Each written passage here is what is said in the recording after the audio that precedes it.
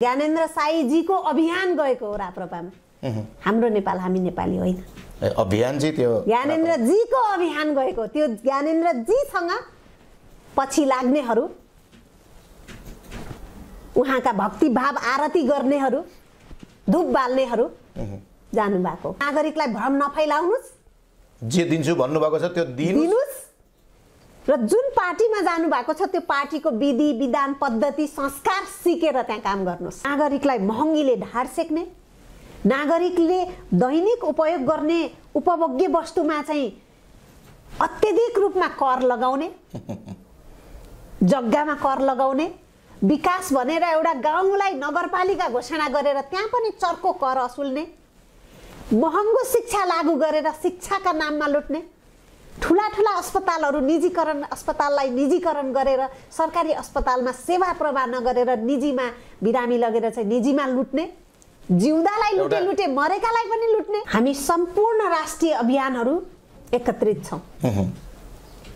हाम्रो नेपाल हामी नेपालीको युवा विभागले नेतृत्व गरिरहेको छ। नौलो जनवाद भनेर ल्याए, बहुदल भनेर ल्याए, गणतन्त्र भनेर ल्याए, यो विभिन्न चाहिँ न्वारण, विभिन्न नामले न्वारण गरे पनि त्यो भित्रको मसला, त्यो भित्रको टेस्ट, त्यो भित्रको स्वाद त एउटै रह्यो। हामीले कहीँ न्याय पाउन न्याय चाहिँ मिडियाले पनि दिनु पर्यो, अभियन्ताले पनि दिनु पर्यो भन्दाखेरि अभियन्ता र मिडिया कर्मीलाई कुटचुट छ नि। यहाँ मेन पावर सञ्चालकहरू गुण्डागर्दी देखाउँछन् हैन। यो सबै राजनीतिक आड होइन, राजनीतिक संरक्षण होइन। बिना एमसीसी के नेपाल स्वतन्त्र रूपमा आफ्नो एउटा परिचय स्थापित गर्न सक्दैन। नेताहरूले सोच्नुपर्छ। यो निर्णायक तहमा नेताहरू उभिएका छन् र यो टेस्टेड परीक्षणको अन्तिम घडी हो।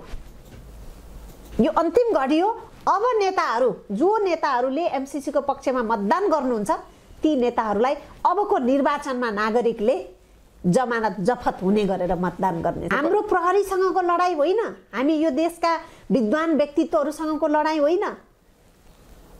हाम्रो लडाई भनेको यो राष्ट्रको भूमि, जमिन, जल, जनशक्ति, जडीबुटी सबै बन्धक राखेर आज राष्ट्रलाई कंगाल बनाएर राष्ट्रका नेतृत्वमा बसेका यी 70 वर्षसम्म चाहिँ शासन गरेर हिजो आफूलाई चाहिँ निरङ्कुशता शासन थियो भनेर निरङ्कुशताको एउटा चाहिँ ढङ बजाएर आज उहाँहरूले बहुदलको चाहिँ एउटा ललिपप फ्याँकेर नागरिकलाई हिजोको अवस्था भन्दा, हिजोको व्यवस्था भन्दा आजको चाहिँ झन खराब समय र सन्दर्भमा ल्याउने नेतृत्वप्रति नागरिकले अब सह्य हुने अवस्था छैन। नागरिकलाई महँगीले ढाड सेक्ने, नागरिकले दैनिक उपयोग गर्ने उपभोग्य वस्तुमा चाहिँ अत्यधिक रूपमा कर लगाउने, जग्गामा कर लगाउने, विकास भनेर एउटा गाउँलाई नगरपालिका घोषणा गरेर त्यहाँ पनि चर्को कर असुल्ने, महँगो शिक्षा लागू गरेर शिक्षाका नाममा लुट्ने, ठुला ठुला अस्पतालहरू निजीकरण, अस्पताललाई निजीकरण गरेर सरकारी अस्पतालमा सेवा प्रवाह नगरेर निजीमा बिरामी लगेर चाहिँ निजीमा लुट्ने, जिउँदालाई लुटे लुटे मरेकालाई पनि लुट्ने। हाम्रो अभियानको एउटा सानो टोकरी, केही कुहिएको आलु होला, केही सधैँ आलु होला, केही कुहिँदै भएको आलु होला, सानो टोकरी भरिएको आलु कुनै पार्टी प्रवेश गरेका हुन्। भोलिको आन्दोलनले ती नेताहरूलाई जवाफ माग्छ, ती नेताहरूलाई प्रश्न गर्छ। ती नेताहरूले अगाडि आएर आम नागरिकका प्रतिनिधि, सामाजिक अभियन्ताका अगाडि आएर जवाफ दिने हैसियत राख्छन् कि राख्दैनन्।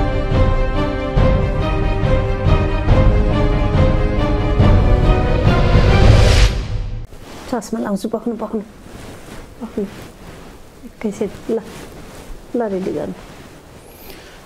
दर्शकबिन नमस्कार, म हरिप्रसाद पाठक, तपाईहरु हेर्दै हुनुहुन्छ मेकिङ नेपाल। आज हामीसँग हुनुहुन्छ हाम्रो नेपाल हामी नेपाली संस्थापक सदस्य जिता बराल, जो निरन्तर देश र जनताको लागि अहोरात्र खट्ने। विशेष त उहाँको भूमिका हामीले देखेका नर्सलाई एउटा उचित सम्मान दिनुपर्छ, उचित क्षेत्र दिनुपर्छ भन्ने बुलन्द आवाज गरेको पनि देखेका छौँ भने एमसीसी को खरो विरोध पनि उहाँले गर्दै आउनु भएको छ। देशमा एमसीसी चाहिँदैन, एमसीसी को पैसाले देश विकास हुन्छ भन्ने मेरो मान्यता लाग्दैन भन्ने पटक पटक उहाँले मिडियामा बोलिसक्नु भएको छ भने भोलि 12 गते एमसीसी पास गर्ने तम तयारमा नेपाल सरकार छ। हामी अभियन्ताहरू त्यसलाई पास गर्न दिँदैनौँ, हामीहरू सांसद भवन घेर्छौँ भन्ने धेरैतिरबाट सामाजिक सञ्जालमा यी कुराहरू भाइरल पनि भइरहेका छन्। यिनै समसामयिक विषयमा रहेर छलफल गर्नको लागि मेकिङ नेपाल मिडियामा हजुरलाई स्वागत गर्न चाहन्छु। हजुर, धन्यवाद, नमस्कार। 2078 साल फागुन 12 गते टेबल त अगाडि नै भइसकेको छ। 12 गते चाहिँ यसलाई पास गर्ने भन्ने जुन एउटा चाहिँ अठोट नेपाल सरकारले लिइसकेको छ र यता अभियन्ताहरू चाहिँ हामी कुनै पनि हालतमा पास गर्न दिँदैनौँ भन्ने धेरै अभियन्ताहरू चाहिँ सडकमा आन्दोलन गरिरहेको अवस्था पनि छ। भोलि वार कि पार हामी पनि गरेरै छोड्छौँ भन्ने अभिव्यक्ति धेरै अभियन्ताहरू जस्तै राजेन्द्र लिङदेन राप्रपा पार्टीले पनि त्यो कुरा गरिराखेको छ। देशैबाट हामी चाहिँ हाम्रा कार्यकर्ता ल्याउँछौँ, त्यसलाई रोक्छौँ भन्ने कुरा पनि आइसकेको छ। तपाईँ यसलाई कसरी हेर्नुहुन्छ? साँच्चै भोलि के हुन्छ?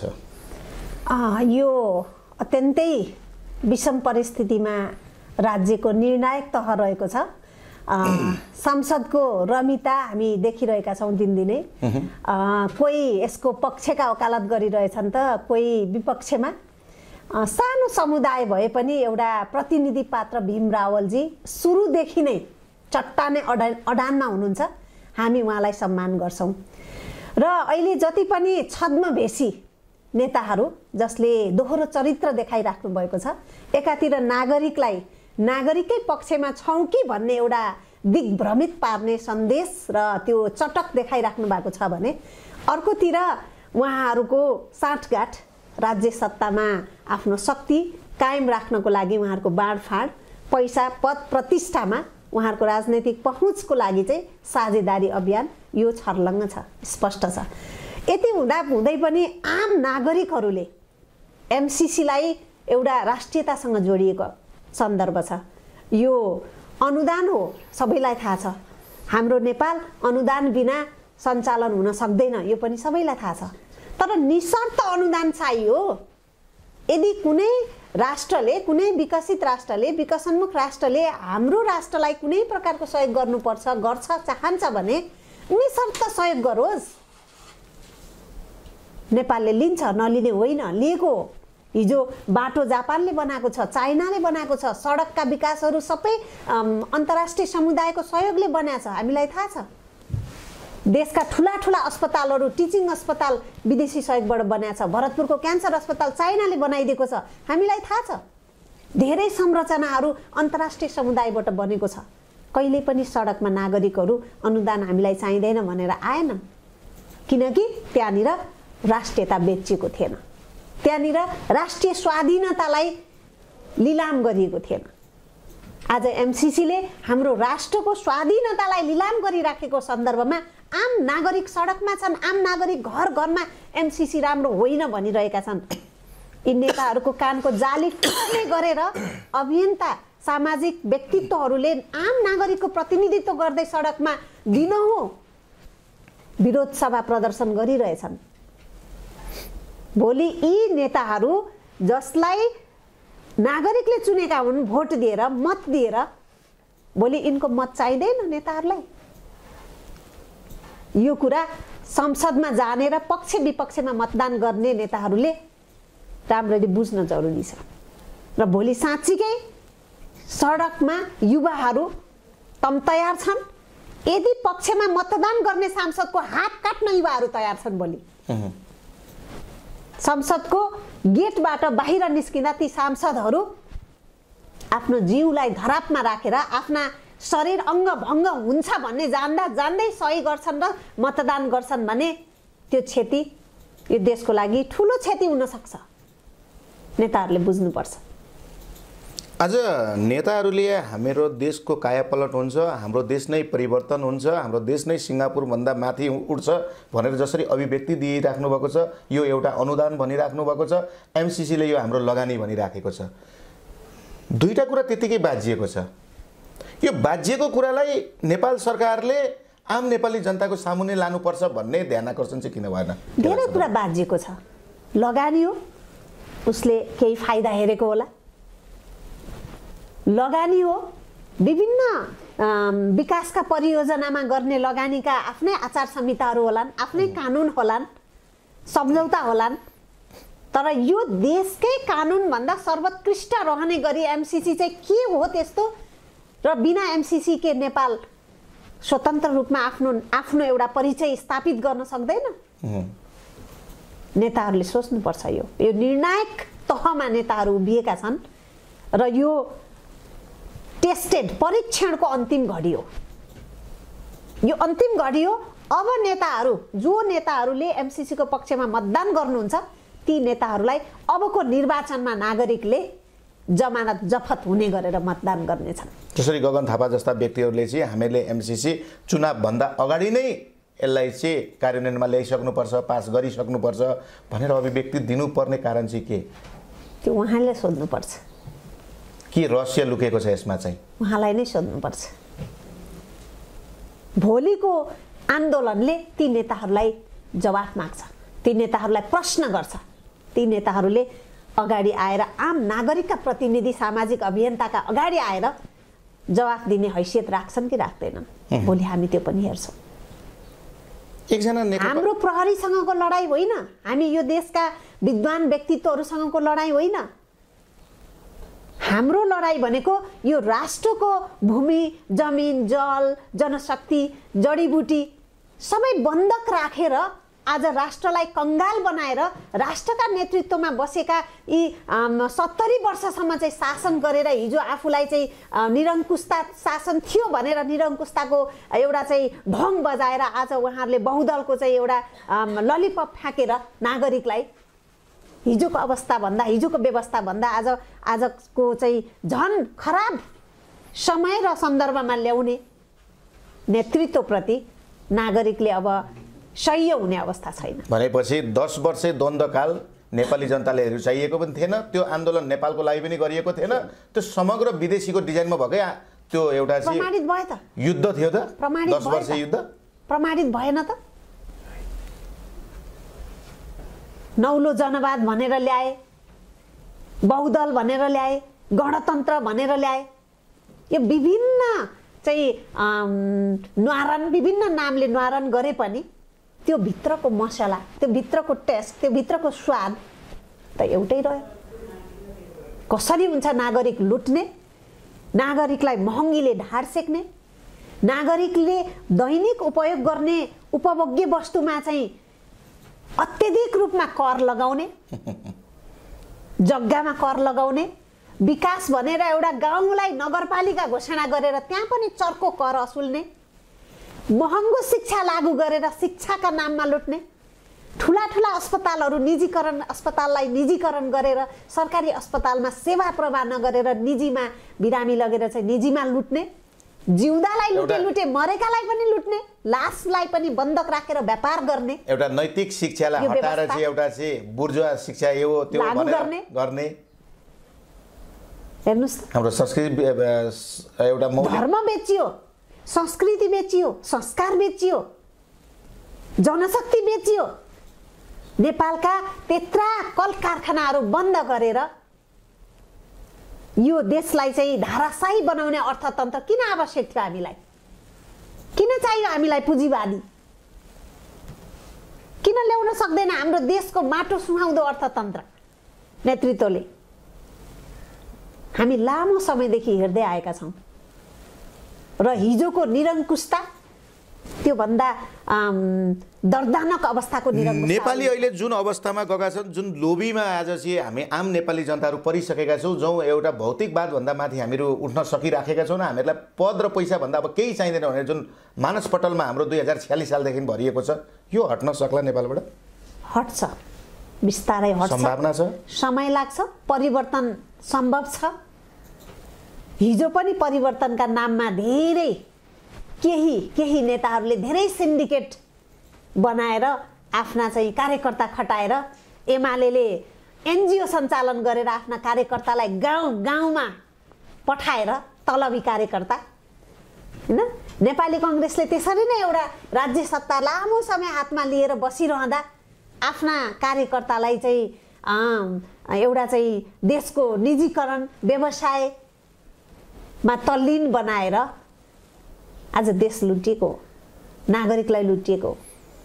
मलाई एउटा देश कंगाल भएको छ, अरबौं ऋण छ, जन्मिँदै एउटा नेपाली नागरिकको टाउकोमा लाखौंको ऋण छ। तर यहाँका धनाढ्य भन्ने, यहाँका पुँजीवादी, यहाँका तस्कर, यहाँका दलाल, यहाँका व्यापारीहरूलाई हेर्नुस् त, आज विश्व समुदायमै धनी व्यक्तिहरू नेपालमा पनि छन् हैन। नेपालका चाहिँ यतियौं धनी व्यक्तिहरू भनेर चाहिँ फिरस्ता प्रदर्शन भइरहेको छ। तथ्यले बोलेको हो नि त, यो त तथ्याङ्कले बोलेको कुरा हो नि। यहाँबाट प्रष्ट छ, उहाँहरू आम नागरिकको भलो चाहनुहुन्न, विकास चाहनुहुन्न, नागरिकको अवस्था बदलियोस् चाहनुहुन्न। तपाईँ एउटा कुरा मलाई बताइदिनुहोस् त, अमेरिकामा लगभग 4 लाखको हाराहारीमा नेपाली बस्छन् भन्ने एउटा चाहिँ आँकडामा देखिन्छ। 3.5-4 लाखको हाराहारीमा त्यहाँ बस्ने नेपालीहरूले प्राय एमसीसीको विरोध गरेको देखिएको छैन भन्ने भनेको धेरैको भनाइ छ। किन होला जस्तो लाग्छ तपाईँलाई? त्यहाँ बस्नेहरूले पनि विरोध गरेका छन्। जस्तै हाम्रो अभियानमै पनि 10 जना विद्या वारिदी गरेका नेपाली एकदमै विद्वान व्यक्तित्वहरू हुनुहुन्छ।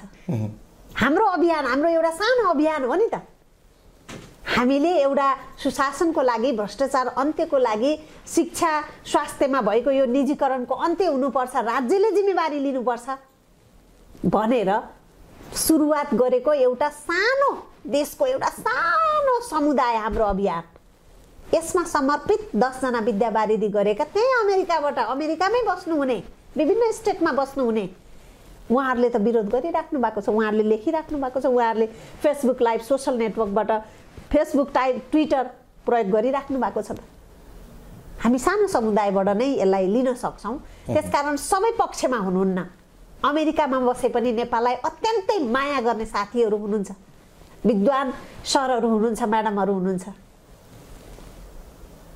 मात्रै टेलिभिजनको स्क्रिनमा आएर विरोध गरेन भन्दैमा, सामाजिक सञ्जालमा आएन भन्दैमा उहाँहरू चाहिँ समर्थनमा हुनुहुन्छ भन्ने छैन। मैले एकजना नेता जो चाहिँ माधव पक्षको एकजना नेता हुनुहुन्थ्यो, उहाँको एउटा इन्टरभ्यू हेरेको थिएँ। त्यो इन्टरभ्यूमा उहाँले के भन्नुभएको थियो भने, जसरी एमसीसीको लागत 78 लाख भनिएको छ, नेपाल सरकारको 16 लाख भनिएको छ, यो बिल्कुलै ढाँटिएको पनि छ, अथवा 78 लाख त हो, तर एमसीसीबाट कति खर्च हुने भन्ने आजसम्म कसैले दिएको छैन। यसको तथ्य भनेको जम्मा 33 अरब खर्च हुन्छ भनेर उहाँले एउटा टेलिभिजनमा बोल्नुभएको छ, एउटा मिडियामा बोल्नुभएको छ।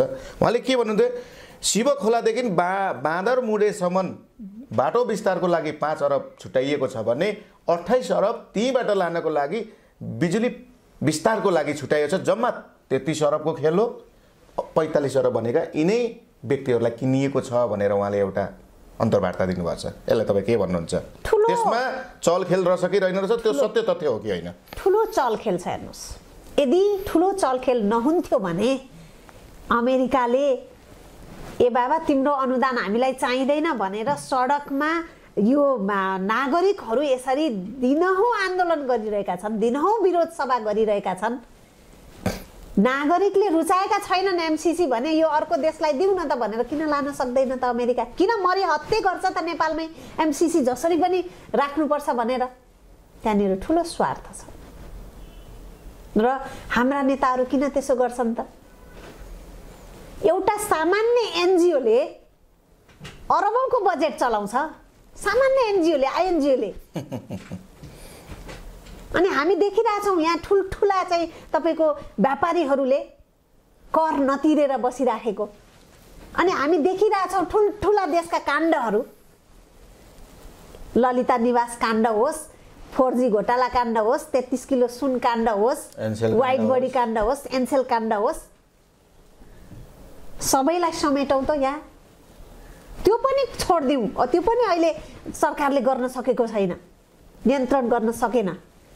आम नागरिकसँग आह्वान गरोस् त सरकारले, कति अरब उठ्छ यही बिजुली लाइनमा, यही बिजुली। जसको उदाहरण त त्यत्रो रङ्गशालाको लागि सानो धुर्म सुन्तली 2 जना व्यक्ति एउटा परिवारले गरेको प्रयासबाट प्रष्ट भएन र? यो देश नेपालीले नै बनाउन चाहन्छन्, यी नेताहरूले किन बुझ्दैनन्? तयार छन् नेपाली नागरिक आफ्नो देश बनाउन, आफ्नो गाउँ बनाउन, आफ्नो ठाउँ बनाउन, तर यी तस्कर दलाल बिचौलिया नेताहरूलाई अब लुटेर खान दिन तयार छैनन् नेपालीहरू, कुनै पनि हालतमा छैनन्। नेपाल सरकारले चाहँदा जसरी आज चाहिँ देश स्वर्ग हुन्छ, एकदमै कायापलट हुन्छ भनेछ। नेपाल सरकारले विद्युत प्राधिकरणमा चाहिँ अब चाहिँ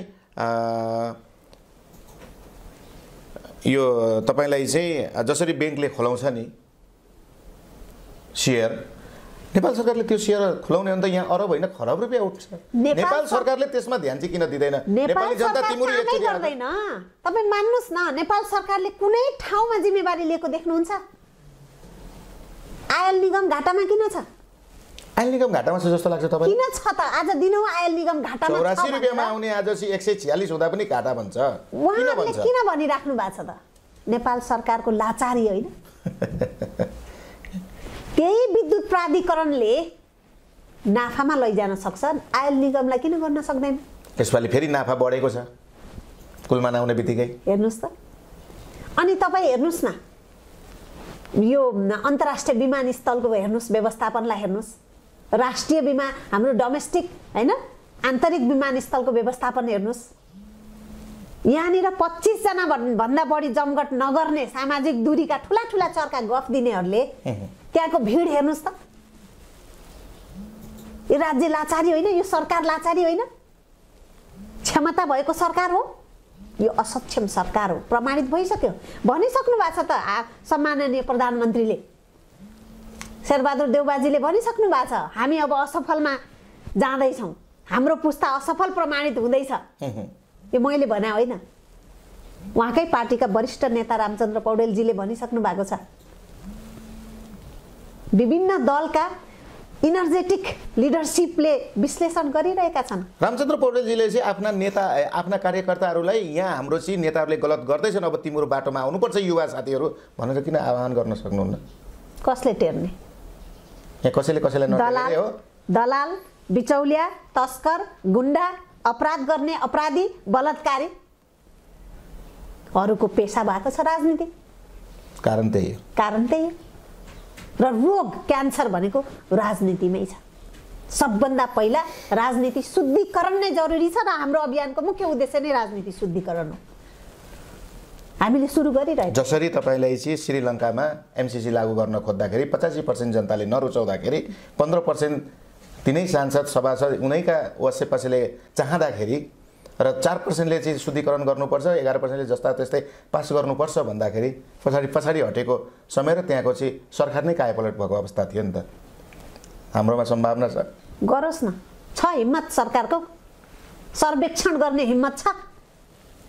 ठुला ठुला गफ ल्याउनुहुन्छ प्रविधिको, 4 दिन लगाएर सर्वेक्षण गरोस् त, डाटा निकालोस् त, तथ्याङ्क बोल्छ त। आम नागरिकको भनाइलाई सुनोस् त, सरकारले हिम्मत छ। हिजो संविधान लेख्ने बेलामा चाहिँ बोराका बोरा तपाईँको चाहिँ जनमत बटुलेर ल्याएर संविधान सभाको एउटा कोठामा लगेर थन्काएर चाहिँ उहाँहरूले निर्णय गरे होइन, निर्णय गरेर बनाएको संविधान होइन, त्यहाँ जनमत बटुलिएको छ। उहाँहरूसँग त्यो हिम्मत छैन, त्यो साहस छैन। उहाँहरू ढोङ्गी नै हो, उहाँहरू चटके नै हो र 70 वर्षसम्म यी नेताहरूले आम नागरिकलाई चटक देखाएर नै राखेको छ।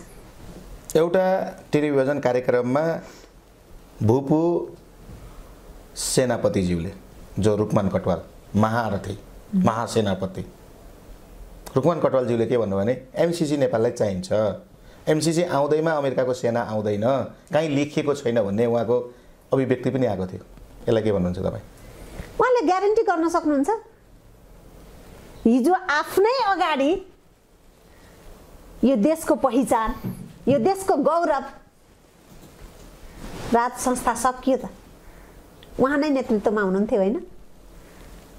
जसले आफ्नो घर जोगाउन सकेन, जसले आफ्नो परिवार जोगाउन सकेन, जसले आफ्नो देशको चाहिँ एउटा संरक्षकलाई सुरक्षा प्रदान गर्न सकेन, त्यस्ता बक्कमफुसे कुरा नागरिकले अब पत्याउँछन्, पत्याउला। एबिसिडी जोसुकै हुनुहोस्, उहाँहरू इतिहासले बोलेको कुरा हो, प्रमाणित गरेको कुरा हो। त्यसकारण उहाँले भन्दैमा, उहाँले बोल्दैमा त्यसको ग्यारेन्टी अमेरिकाले गर्दैन।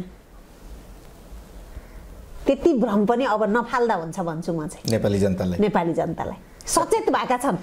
हाम्रो अभियानले ठुलो भ्रम फाल्न खोज्नु भएको, हाम्रो अभियानले ठुलो काम गरेको छैन, एकदमै हाम्रो अभियानले ठुलो काम गरेको छैन। तर गर्वका साथ हामी यति भन्छौँ कि हामी दिनहुँ सडकमा निस्किरहँदाखेरि एमसीसी भनेको यो हो भनेर बुझाउने अभियान हो हाम्रो नेपाल हामी नेपाली। पूर्व मेचीदेखि पश्चिम महाकालीसम्म हस्ताक्षर बटुलेर हिँड्ने हाम्रो अभियान हो। हामी हिँड्यौँ, हाम्रा साथीहरू हिँडे, नागरिकको घरबाट एमसीसीको बारेमा उहाँहरूको बुझाइ सङ्कलन गरेका छौँ, ल्याएर बुझाएका छौँ नेपाल सरकारलाई, मानव अधिकारलाई। 80 लाख हस्ताक्षर भनेको नट जोक, सरकारले गरोस् त, हामी सल्युट गर्छौँ। अख्तियार कहाँ छ? मानव अधिकारवादीहरू कहाँ छन्? के गर्दैछन्? छन् यहाँ। यी त मुर्दा जिउँदा होइन नि, मुर्दा, अस्तित्वविहीन एउटा मुर्दाको रूपमा छन्। र यो राज्यको ढुकुटी नेपाली नागरिकले तिरेको करलाई दुरुपयोग गरेका। तपाईँले यो कुरो भन्दै गर्दा एकजना महान नेता नेपाली काङ्ग्रेसका डाक्टर जसले पिएचडी गरेका मिलिन्द्र रिजालज्यूले पनि के भन्नुभएको छ भने बङ्गलादेश एमसीसीकै कारणले गर्दा आज कायापलट विकास भएको छ भन्नुहुन्छ। साँच्चै बङ्गलादेशमा एमसीसी लागू भएको छ कि छैन? साँच्चै एमसीसीकै कारणले विकास भएको हो कि उहाँले भन्न खोजेको कुरा के हो? अध्ययन अनुसन्धान हेर्नुहोस् भनौँ न उहाँलाई, किनभने उहाँ त पिएचडी होल्डरले बोलेको कुरा पनि विद्वान हो, विद्वान हुनुहुन्छ उहाँ, विद्यावारिधि गर्नुभएको छ, हामी सम्मान गर्छौँ। तर कुनै दस्तावेज छ उहाँसँग? उहाँ त आफ्नो पार्टीको एउटा निर्देशनलाई फलो गरिराख्नु भएको छ। उहाँ सर्वसाधारण नागरिक भएर छातीमा हात राखेर भन्न सक्नुहोस् त? नेभर। बङ्गलादेशमा एमसीसी लागू छैन? नेभर। उहाँले भनेको जस्तो छैन। हामीले पनि भनेका छौँ त, अनुदान लिने हो नलिने भनेका छैनौँ। राष्ट्रिय स्वाधीनताको तल राखेर लिनुहोस् अनुदान, माथि राखेर। एमसीसी बङ्गलादेशमा लागू छ कि छैन भन्न खोजेँ मैले। बङ्गलादेशमा लागू होला, हामीको नेपालमा पनि लागू भइसकेको छ त। उहाँहरूले कति पैसा ल्याएर त खाइसक्नु भएको छ, त्यो खाएको भनेको लागू होइन र? एमसीसी नेपालमा पनि उहाँहरूले लागू गरिसक्नु भएको छ, जनतालाई अनभिज्ञ बनाएर, त्यत्रो खर्च गरेर 5 स्टार होटलमा चाहिँ उहाँहरूले कार्यालय राखेर त्यहाँ भएका कन्सल्टेन्टहरूलाई महँगो पारिश्रमिक दिएर नेपाल र अमेरिकाको पैसा त उहाँहरूले खर्च गरिसक्नु भएको छ त। यो थोडी न भर्खर सम्झौता भएको कुरा हो र? होइन नि। यदि साँच्चीकै एमसीसी लागू गर्ने हो भने अझै पनि नेपाल सरकारले स्वाधीनताको विषयलाई गम्भीर रूपले हेरोस्।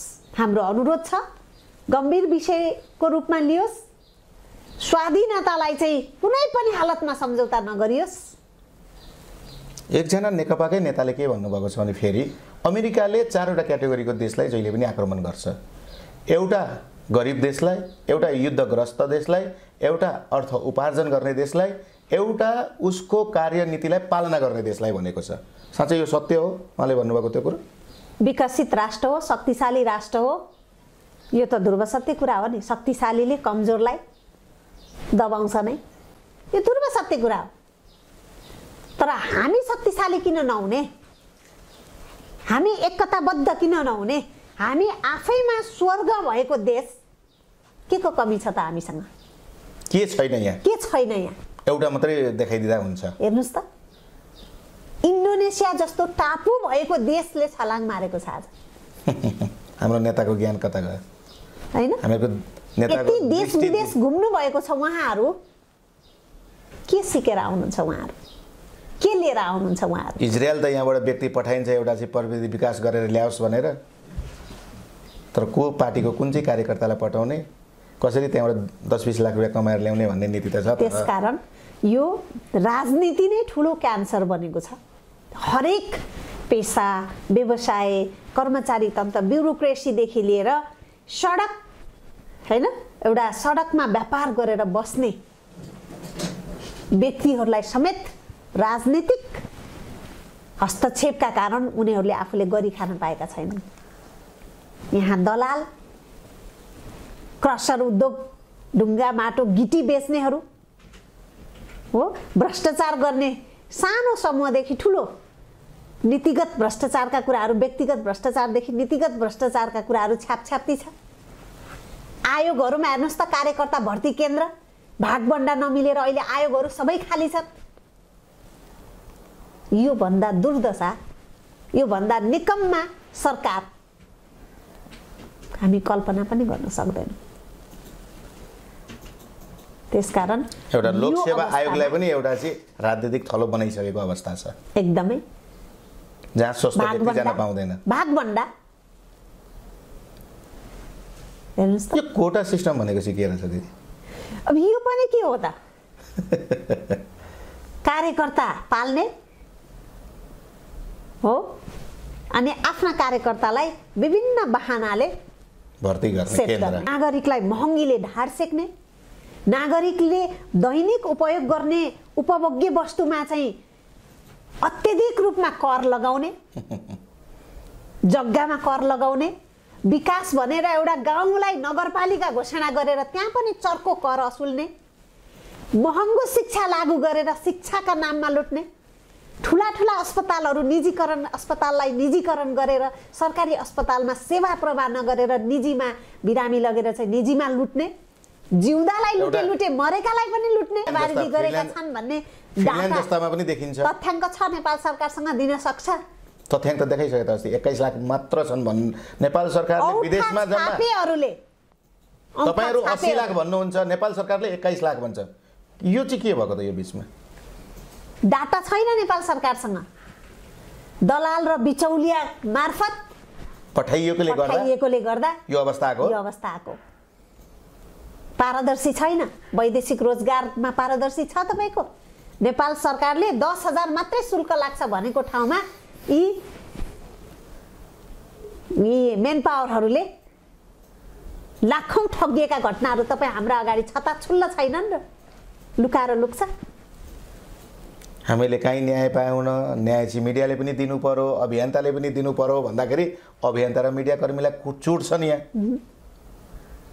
मेन पावर सञ्चालकहरू गुण्डागर्दी देखाउँछन् हैन?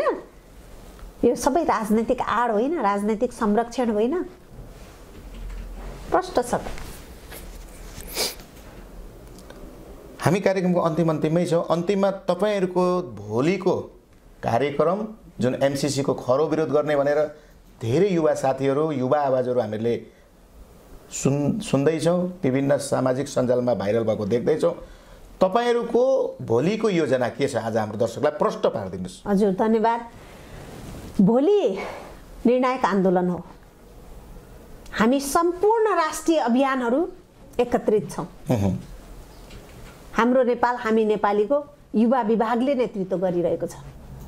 तपाईहरुलाई थाहा छ हाम्रो अभियान अहिले नेतृत्वविहीन जस्तो देखिएको छ, त्यो होइन। हाम्रो अभियानको एउटा सानो टोकरी, केही कुहिएको आलु होला, केही सधैँ आलु होला, केही कुहिँदै भएको आलु होला, सानो टोकरी भरिएको आलु कुनै पार्टी प्रवेश गरेका हुन्। हाम्रो अभियानको एउटा सानो टोकरी, केही कुहिएको आलु होला, केही सधैँ आलु होला, केही कुहिँदै भएको आलु होला, सानो टोकरी भरिएको आलु कुनै पार्टी प्रवेश गरेका हुन्। र हामी भनेपछि यो अभियानबाट जसरी राप्रपामा प्रवेश गरेको भन्ने हामीले थाहा पाइसक्यो। जो संयोजक हुनुहुन्थ्यो आज चाहिँ राप्रपाको प्रवक्ता पनि भइसके, उहाँलाई भित्राइसकेको, सम्मान पनि गरिसकेको देखिएको छ। यो अभियान के हुन्छ? अब राप्रपामा नै समाहित हुन्छ, उहाँले त्यो क्षेत्र यो अभियानको त्यहाँनिर लगेर नाम दिनुहुन्छ अथवा यो अभियान फेरि यतै चल्छ? तपाईहरु सुनिसक्नु भएको छ त, ज्ञानेन्द्र साईजीको अभियान गएको हो राप्रपामा। हाम्रो नेपाल हामी नेपाली होइन अभियान चाहिँ त्यो ज्ञानेन्द्र जीको अभियान गएको। त्यो ज्ञानेन्द्र जीसँग पछि लाग्नेहरू, उहाँका भक्तिभाव आरती गर्नेहरू, धूप बाल्नेहरू जानु भएको र उहाँहरूलाई हामी शुभकामना भनिसकेका छौँ। उहाँको कार्यकाल उहाँहरूले राम्रो गर्नुहोस्, त्यहाँ गएर सफल होस्, नागरिकलाई भ्रम नफैलाउनुहोस्, जे दिन्छु भन्नुभएको छ त्यो दिनुहोस्, र जुन पार्टीमा जानु भएको छ त्यो पार्टीको विधि विधान पद्धति संस्कार सिकेर त्यहाँ काम गर्नुहोस्। अब त अभियान जस्तो रहेन, पार्टी र बिल्कुलै फरक हो। पार्टी हो त्यो त पार्टी र अभियान त बिल्कुलै फरक हो, बहुत फरक। हामीले जन्माएको नेता हो उहाँ, हाम्रो अभियानको नेता हो। हामीले छोरी बनाएका थियौँ, राप्रपाले बुहारी बनाएर भित्राएको छ। एउटा नौलो बेहुली भएर जानुभएको छ ज्ञानेन्द्रजी, त्यस अर्थमा पनि हामी बधाई दिन्छौँ, शुभकामना दिन्छौँ। त्यो बेहुलीले अब छोरीबाट जसरी बेहुली बन्नुभएको छ, बुहारी हुनुभएको छ। हामी नेता बनाएका थियौँ, त्यहाँ कार्यकर्ता बन्न जानुभएको छ। उहाँको यात्रा सुखमय रहोस्, उहाँमा अझै ऊर्जा बढोस्, उहाँको आवाज अझै बुलन्द होस्, तर भ्रम नबाँडियोस्। उहाँले अहिले बोलेका अभिव्यक्तिहरूले नागरिकलाई कुन हिस्सा, कुन चोट, कुन अवस्थामा गुजारेको छ उहाँले समीक्षा गर्नुहोस्। हामी कार्यक्रमको अन्तिममा छौँ। अन्तिममा जुन सेरोफेरोमा रहेर आज हामीले जुन संवाद गऱ्यौँ त्यस्ता अरू कुनै शब्द पनि छन् भने अन्तिममा हाम्रो दर्शकलाई प्रष्ट पारिदिनुहोस् त। हामी भन्यौँ अहिले राज्यलाई अहिले अत्यन्तै गौरवशाली, इमान्दार, सदाचारी नेतृत्वको खाँचो छ। हामी विचारभन्दा माथि देश, दलभन्दा माथि देश, स्वार्थभन्दा माथि देश, हरेक कुराभन्दा माथि देश राखेर देशको लागि, एउटा माटोको लागि, एउटा हाम्रो राष्ट्रिय स्वाधीनताको लागि हामी एक हुन जरुरी छ। र हामीले हिजो धेरै गृह कार्यहरू गरेका छौँ र अब हामी सफल हुन्छौँ यो गृह कार्यमा, किनभने हाम्रो बाधक जे थियो, जुन अप्ठ्याराहरू थिए, कुच्चोले बढार्नु पर्ने बतासले उडाएको छ। यस अर्थमा चाहिँ अब अभियान अत्यन्तै सशक्त भएर अगाडि बढ्छ। र म तपाईहरुको लोकप्रिय मिडियाबाट हाम्रो नेपाल हामी नेपाली अभियान जन्माउने परिकल्पनाकार, जो अन्तर्राष्ट्रिय समुदायमा नेपाललाई अत्यन्तै माया गर्ने साथीहरू, विद्यावारिधि गरेका साथीहरू, धेरै डाक्टर, इन्जिनियर, धेरै वरिष्ठ व्यक्तित्वहरू हुनुहुन्छ, सबैलाई म एकदमै सम्मान गर्छु। र यो अभियान आफ्नो मूल मर्मबाट कहिल्यै पनि विचलित हुँदैन। नेतृत्व परिवर्तन हुन्छ, नेतृत्वले सकेन भने नेतृत्व फरक व्यक्तिहरू नेतृत्वमा आउँछन्, यो ध्रुव सत्य कुरा हो। तर अभियान मूल मर्मबाट कहिल्यै पनि विचलित हुँदैन। अभियान आफ्नो उद्देश्यमा लम्किरहन्छ। तपाईहरु निर्धक्क भएर जो जहाँबाट हिजो जसरी सहयोग गर्नु भएको थियो अभियानको लागि, त्यसरी नै सहयोग गर्नु होला। हामी देशको लागि कुनै पनि सम्झौता गर्दैनौं। यहाँहरु निर्धक्क हुनुहोस् भन्न चाहन्छु म। धन्यवाद। हस्, यहाँको अमूल्य समय, अमूल्य शब्द र संवादको लागि मेकिङ नेपाल मिडिया परिवारको तर्फबाट धेरै धेरै धन्यवाद। तपाईको जोश र जाँगर यसरी नै अगाडि बढिरहोस्, हाम्रो शुभकामना पनि छ। र आजको कार्यक्रमबाट म पनि बिदा लिन चाहन्छु।